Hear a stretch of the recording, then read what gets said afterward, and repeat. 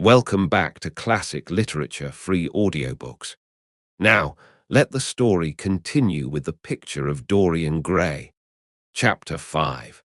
"Mother, mother, I am so happy," whispered the girl, burying her face in the lap of the faded, tired-looking woman who, with back turned to the shrill, intrusive light, was sitting in the one armchair that their dingy sitting-room contained. "I am so happy," she repeated, "and you must be happy too." Mrs. Vane winced and put her thin, bismuth-whitened hands on her daughter's head. "Happy," she echoed. "I am only happy, Sybil, when I see you act. You must not think of anything but your acting. Mr. Isaacs has been very good to us, and we owe him money." The girl looked up and pouted. "Money, mother," she cried. "What does money matter? Love is more than money. Mr. Isaacs has advanced us £50 to pay off our debts and to get a proper outfit for James. You must not forget that, Sybil. £50 is a very large sum. Mr. Isaacs has been most considerate. He is not a gentleman, mother, and I hate the way he talks to me," said the girl, rising to her feet and going over to the window. "I don't know how we could manage without him," answered the elder woman querulously. Sybil Vane tossed her head and laughed. "We don't want him any more, mother. Prince Charming rules life for us now." Then she paused. A rose shook in her blood and shadowed her cheeks. Quick breath parted the petals of her lips. They trembled. Some southern wind of passion swept over her and stirred the dainty folds of her dress. "I love him," she said simply. "Foolish child, foolish child," was the parrot phrase flung in answer. The waving of crooked, false-jeweled fingers gave grotesqueness to the words. The girl laughed again. The joy of a caged bird was in her voice. Her eyes caught the melody and echoed it in radiance, then closed for a moment, as though to hide their secret. When they opened, the mist of a dream had passed across them. Thin-lipped wisdom spoke at her from the worn chair, hinted at prudence, quoted from that book of cowardice whose author apes the name of common sense. She did not listen. She was free in her prison of passion. Her prince, Prince Charming, was with her. She had called on memory to remake him. She had sent her soul to search for him, and it had brought him back. His kiss burned again upon her mouth. Her eyelids were warm with his breath. Then wisdom altered its method and spoke of espial and discovery. This young man might be rich. If so, marriage should be thought of. Against the shell of her ear broke the waves of worldly cunning, the arrows of craft shot by her. She saw the thin lips moving and smiled. Suddenly she felt the need to speak. The wordy silence troubled her. "Mother, mother," she cried, "why does he love me so much? I know why I love him. I love him because he is like what love himself should be. But what does he see in me? I am not worthy of him. And yet, why, I cannot tell. Though I feel so much beneath him, I don't feel humble. I feel proud, terribly proud. Mother, did you love my father as I love Prince Charming?" The elder woman grew pale beneath the coarse powder that daubed her cheeks, and her dry lips twitched with a spasm of pain. Sybil rushed to her, flung her arms round her neck, and kissed her. "Forgive me, mother. I know it pains you to talk about our father, but it only pains you because you loved him so much. Don't look so sad. I am as happy today as you were 20 years ago. Ah, let me be happy forever. My child, you are far too young to think of falling in love. Besides, what do you know of this young man? You don't even know his name. The whole thing is most inconvenient, and really, when James is going away to Australia, and I have so much to think of, I must say that you should have shown more consideration. However, as I said before, if he is rich, Ah, mother, mother, let me be happy. Mrs. Vane glanced at her, and with one of those false theatrical gestures that so often become a mode of second nature to a stage player, clasped her in her arms. At this moment, the door opened, and a young lad with rough brown hair came into the room. He was thick-set of figure, and his hands and feet were large and somewhat clumsy in movement. He was not so finely bred as his sister. One would hardly have guessed the close relationship that existed between them. Mrs. Vane fixed her eyes on him and intensified her smile. She mentally elevated her son to the dignity of an audience. She felt sure that the tableau was interesting. "You might keep some of your kisses for me, Sybil, I think," said the lad with a good-natured grumble. "Ah, but you don't like being kissed, Jim," she cried. "You are a dreadful old bear." And she ran across the room and hugged him. James Vane looked into his sister's face with tenderness. "I want you to come out with me for a walk, Sybil. I don't suppose I shall ever see this horrid London again. I am sure I don't want to." "My son, don't say such dreadful things," murmured Mrs. Vane, taking up a tawdry theatrical dress with a sigh and beginning to patch it. She felt a little disappointed that he had not joined the group. It would have increased the theatrical picturesqueness of the situation. "Why not, mother? I mean it. You pain me, my son. I trust you will return from Australia in a position of affluence. I believe there is no society of any kind in the colonies, nothing that I would call society. So when you have made your fortune, you must come back and assert yourself in London." "Society," muttered the lad. "I don't want to know anything about that. I should like to make some money to take you and Sybil off the stage. I hate it." "Oh, Jim," said Sybil, laughing, "how unkind of you. But are you really going for a walk with me? That will be nice. I was afraid you were going to say goodbye to some of your friends, to Tom Hardy, who gave you that hideous pipe, or Ned Langton, who makes fun of you for smoking it. It is very sweet of you to let me have your last afternoon. Where shall we go? Let us go to the park." "I am too shabby," he answered, frowning. "Only swell people go to the park." "Nonsense, Jim," she whispered, stroking the sleeve of his coat. He hesitated for a moment. "Very well," he said at last, "but don't be too long dressing." She danced out of the door. One could hear her singing as she ran upstairs.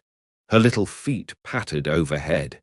He walked up and down the room 2 or 3 times. Then he turned to the still figure in the chair. "Mother, are my things ready?" he asked. "Quite ready, James," she answered, keeping her eyes on her work.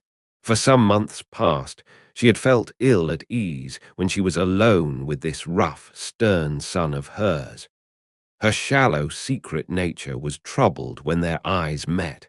She used to wonder if he suspected anything. The silence, for he made no other observation, became intolerable to her. She began to complain. Women defend themselves by attacking, just as they attack by sudden and strange surrenders. "I hope you will be contented, James, with your seafaring life," she said. "You must remember that it is your own choice. You might have entered a solicitor's office. Solicitors are a very respectable class, and in the country often dine with the best families." "I hate offices, and I hate clerks," he replied. "But you are quite right. I have chosen my own life. All I say is watch over Sybil. Don't let her come to any harm. Mother, you must watch over her." "James, you really talk very strangely. Of course I watch over Sybil. I hear a gentleman comes every night to the theatre and goes behind to talk to her. Is that right? What about that?" "You are speaking about things you don't understand, James. In the profession, we are accustomed to receive a great deal of most gratifying attention. I myself used to receive many bouquets at one time. That was when acting was really understood. As for Sybil, I do not know at present whether her attachment is serious or not. But there is no doubt that the young man in question is a perfect gentleman. He is always most polite to me. Besides, he has the appearance of being rich, and the flowers he sends are lovely. You don't know his name, though, said the lad harshly. No, answered his mother with a placid expression in her face. He has not yet revealed his real name. I think it is quite romantic of him. He is probably a member of the aristocracy. James Vane bit his lip. Watch over Sybil, mother, he cried. Watch over her. My son, you distress me very much. Sybil is always under my special care. Of course, if this gentleman is wealthy, there is no reason why she should not contract an alliance with him. I trust he is one of the aristocracy. He has all the appearance of it, I must say. It might be a most brilliant marriage for Sybil. They would make a charming couple. His good looks are really quite remarkable. Everybody notices them. The lad muttered something to himself and drummed on the window pane with his coarse fingers. He had just turned round to say something when the door opened and Sybil ran in. "How serious you both are," she cried. "What is the matter?" "Nothing," he answered. "I suppose one must be serious sometimes. Goodbye, mother. I will have my dinner at 5 o'clock.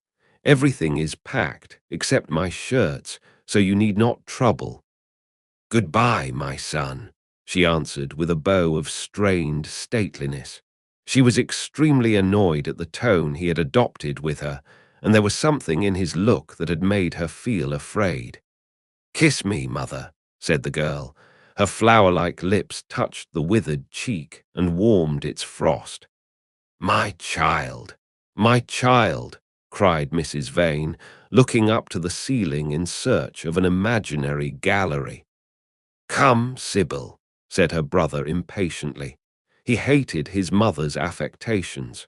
They went out into the flickering, wind-blown sunlight and strolled down the dreary Euston Road. The passers-by glanced in wonder at the sullen, heavy youth who, in coarse, ill-fitting clothes, was in the company of such a graceful, refined-looking girl. He was like a common gardener walking with a rose. Jim frowned from time to time when he caught the inquisitive glance of some stranger. He had that dislike of being stared at, which comes on geniuses late in life and never leaves the commonplace. Sybil, however, was quite unconscious of the effect she was producing. Her love was trembling in laughter on her lips.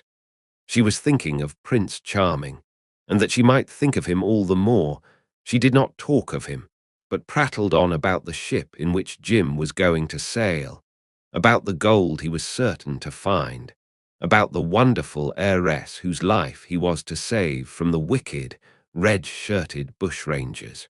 For he was not to remain a sailor or a supercargo or whatever he was going to be.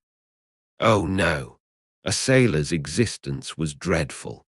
Fancy being cooped up in a horrid ship, with the hoarse, hump-backed waves trying to get in, and a black wind blowing the masts down and tearing the sails into long, screaming ribbons. He was to leave the vessel at Melbourne, bid a polite goodbye to the captain, and go off at once to the gold fields. Before a week was over, he was to come across a large nugget of pure gold, the largest nugget that had ever been discovered, and bring it down to the coast in a wagon guarded by 6 mounted policemen. The bushrangers were to attack them 3 times and be defeated with immense slaughter. Or no, he was not to go to the gold fields at all.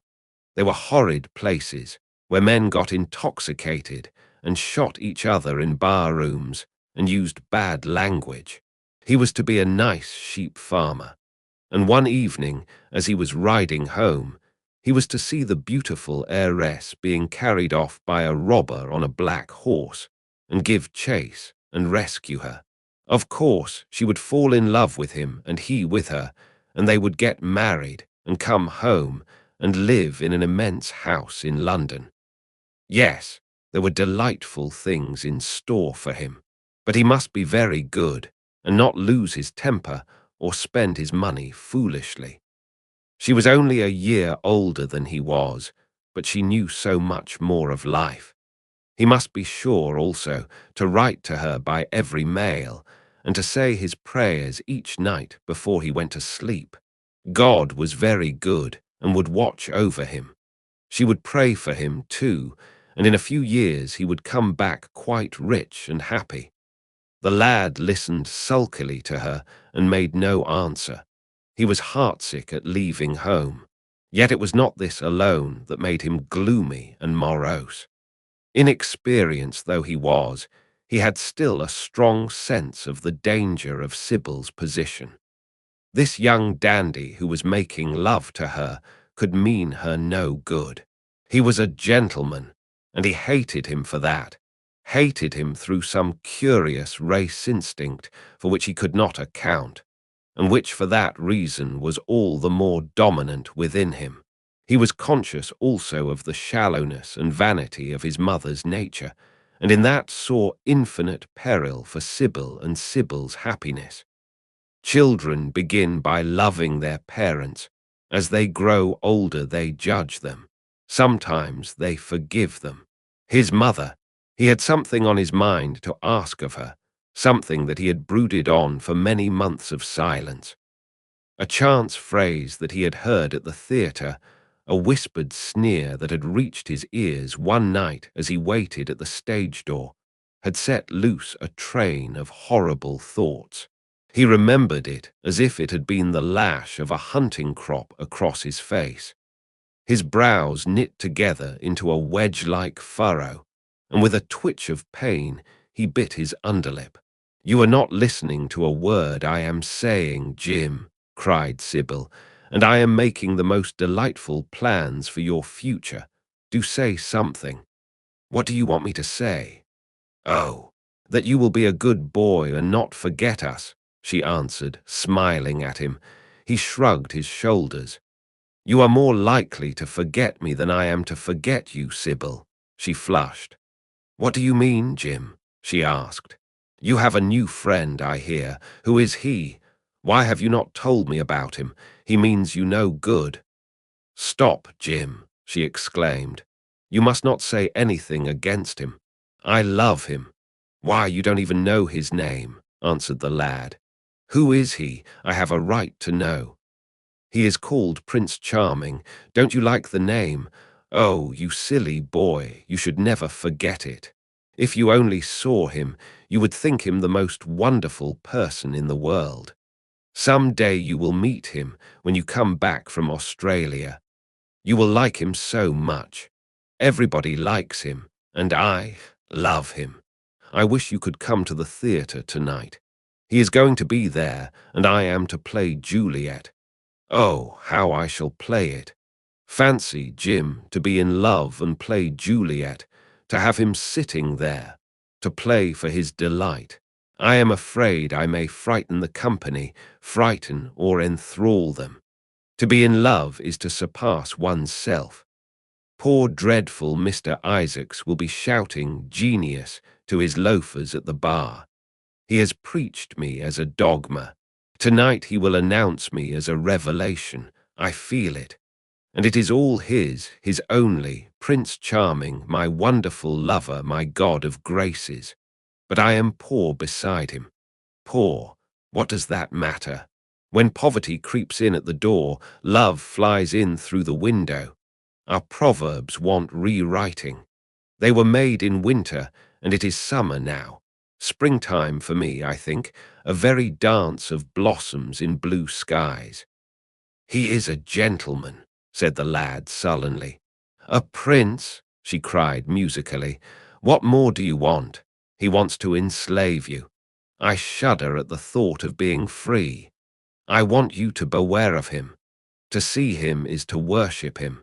To know him is to trust him. Sybil, you are mad about him." She laughed and took his arm. "You dear old Jim, you talk as if you were 100.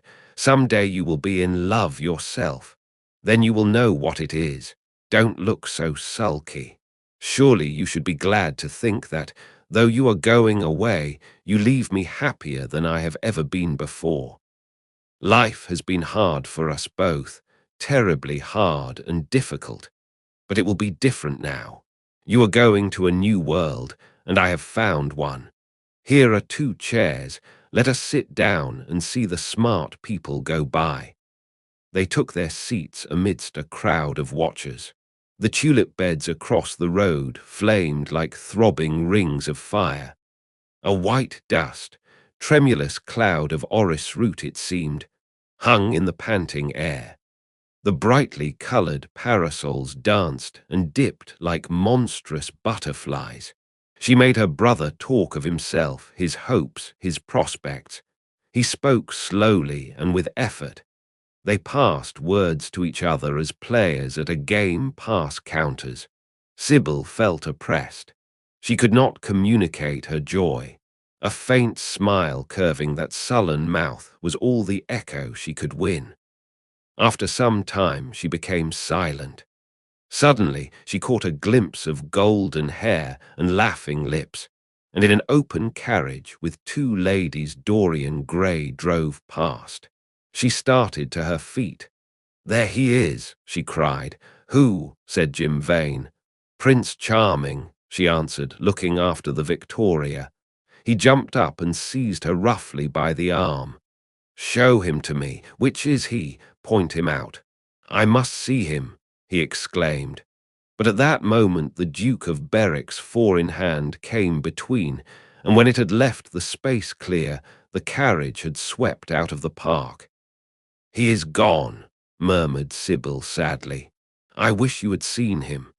"I wish I had, for as sure as there is a God in heaven, if he ever does you any wrong, I shall kill him." She looked at him in horror. He repeated his words. They cut the air like a dagger. The people round began to gape. A lady standing close to her tittered. "Come away, Jim, come away," she whispered. He followed her doggedly as she passed through the crowd. He felt glad at what he had said. When they reached the Achilles statue, she turned round. There was pity in her eyes that became laughter on her lips. She shook her head at him. "You are foolish, Jim, utterly foolish. A bad-tempered boy, that is all. How can you say such horrible things? You don't know what you are talking about. You are simply jealous and unkind. Ah, I wish you would fall in love. Love makes people good, and what you said was wicked." "I am 16, he answered, "and I know what I am about. Mother is no help to you. She doesn't understand how to look after you. I wish now that I was not going to Australia at all. I have a great mind to chuck the whole thing up. I would if my articles hadn't been signed." "Oh, don't be so serious, Jim. You are like one of the heroes of those silly melodramas Mother used to be so fond of acting in. I am not going to quarrel with you. I have seen him, and oh, to see him is perfect happiness. We won't quarrel. I know you would never harm anyone I love, would you?" "Not as long as you love him, I suppose," was the sullen answer. "I shall love him forever," she cried. "And he, forever too. He had better." She shrank from him. Then she laughed and put her hand on his arm. He was merely a boy. At the Marble Arch they hailed an omnibus which left them close to their shabby home in the Euston Road. It was after 5 o'clock, and Sybil had to lie down for a couple of hours before acting. Jim insisted that she should do so. He said that he would sooner part with her when their mother was not present. She would be sure to make a scene, and he detested scenes of every kind. In Sybil's own room they parted.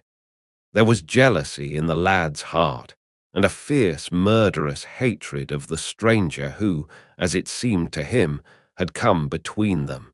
Yet, when her arms were flung round his neck, and her fingers strayed through his hair, he softened and kissed her with real affection. There were tears in his eyes as he went downstairs. His mother was waiting for him below. She grumbled at his unpunctuality as he entered. He made no answer, but sat down to his meagre meal. The flies buzzed round the table and crawled over the stained cloth.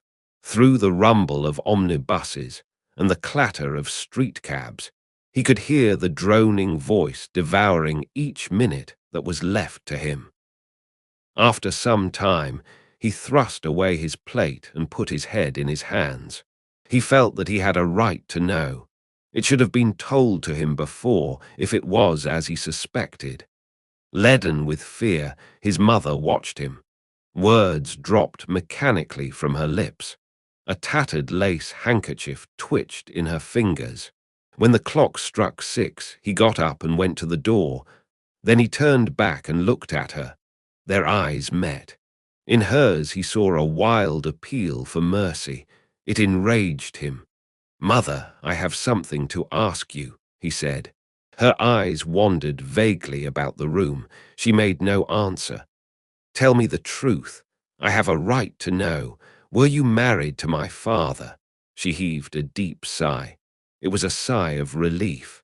The terrible moment, the moment that night and day, for weeks and months she had dreaded, had come at last, and yet she felt no terror. Indeed, in some measure it was a disappointment to her. The vulgar directness of the question called for a direct answer. The situation had not been gradually led up to. It was crude. It reminded her of a bad rehearsal. "No," she answered, wondering at the harsh simplicity of life. "My father was a scoundrel then," cried the lad, clenching his fists. She shook her head. "I knew he was not free. We loved each other very much. If he had lived, he would have made provision for us. Don't speak against him, my son. He was your father and a gentleman. Indeed, he was highly connected." An oath broke from his lips. "I don't care for myself," he exclaimed, "but don't let Sybil. It is a gentleman, isn't it, who is in love with her, or says he is.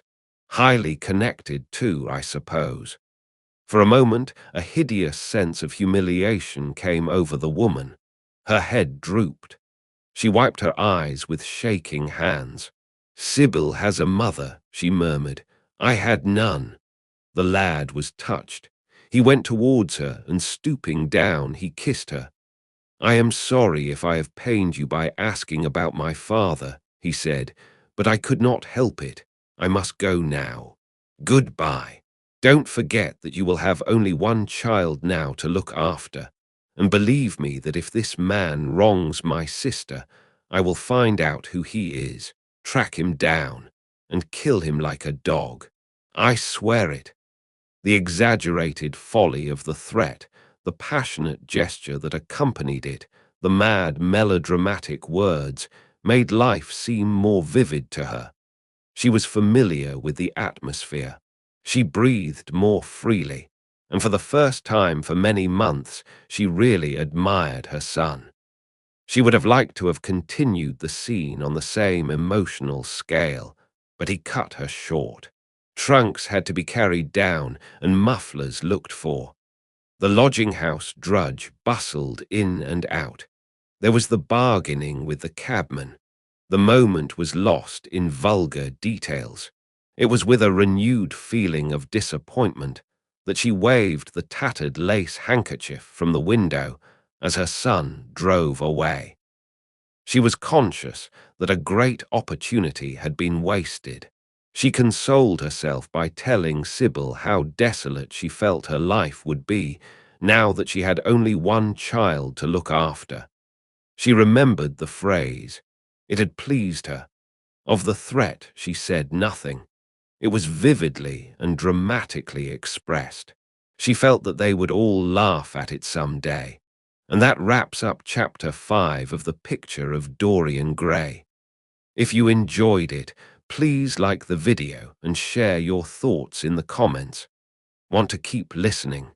Head over to the next chapter and let it play in the background while you relax or work. Links are in description.